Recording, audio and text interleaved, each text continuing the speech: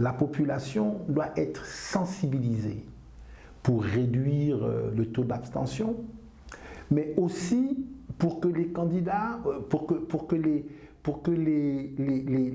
Gabonais, les Gabonaises soient conscients de leurs droits et de leurs devoirs le jour du vote, qu'ils sachent comment voter, comment se comporter aux abords des bureaux de vote, etc. Donc ça, c'est important. Ensuite, je parle maintenant du jour du vote.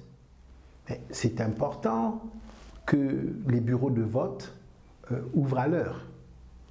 Par conséquent, tout le matériel qui est lié au déroulement du vote doit être apprêté plusieurs jours à l'avance pour que tous les bureaux de vote commencent au même moment et que aussi ils ferment au même moment.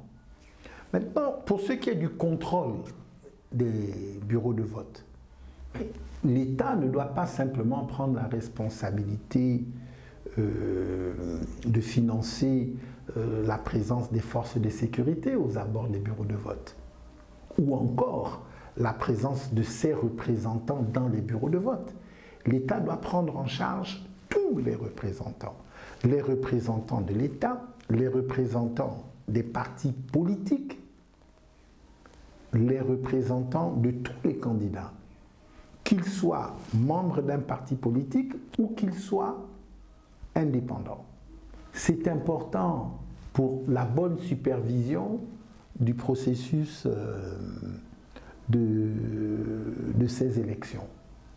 Ensuite, le vote et le dépouillement, il doit être su de tous que le vote et le dépouillement sont publics. Donc quand les gens ont voté, ils ont le droit d'attendre pour voir comment dans le bureau de vote où ils ont voté, comment est-ce que le dépouillement se fait jusqu'à publication. Lorsque on publie dans un bureau de vote, cette publication ne doit pas être secrète. On ne doit pas attendre la centralisation pour publier les résultats de vote dans les bureaux de vote, bureau de vote par bureau de vote. L'idée, c'est que si on a voté le dimanche, que le dimanche soir, comme ça se passe dans les autres pays, qu'on soit en mesure de donner des résultats que tout le monde saura accepter et que ce soir-là, le soir du jour du vote, que ce soit le soir où ceux qui ont gagné commencent à se réjouir et à fêter, ceux qui ont perdu font l'acte républicain de reconnaître leur défaite parce que les résultats sont clairs. La dernière chose, c'est le contentieux électoral. Mais il faut que, en matière de contentieux, d'abord, qu'on ne détruise pas parce qu'aujourd'hui, ils sont incinérés, hein, qu'on ne détruise pas tous les éléments qui ont servi au vote. Donc, qu'ils soient conservés, donc que le délai de conservation soit étendu, peut-être à 6 mois, 1 an, parce qu'il faut que les preuves matérielles de ce qui s'est passé le jour du vote, que ces preuves matérielles restent à disposition. Ensuite, c'est important qu'en cas de contentieux, que tous les procès-verbaux, je dis bien tous les procès-verbaux, ceux qui appartiennent à la Cour constitutionnelle, mais ceux qui sont détenus par toutes les parties, puissent être apportés comme pièce à conviction et qu'on puisse en faire la comparaison.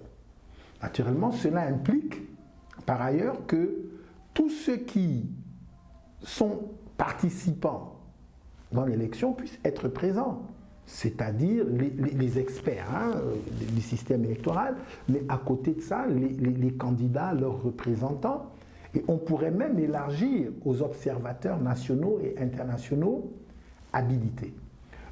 J'insiste pour dire que le but de ce que je présente, c'est de faire en sorte à ce que, lorsqu'il y a élection, que quels que soient les résultats, que les résultats soient incontestés.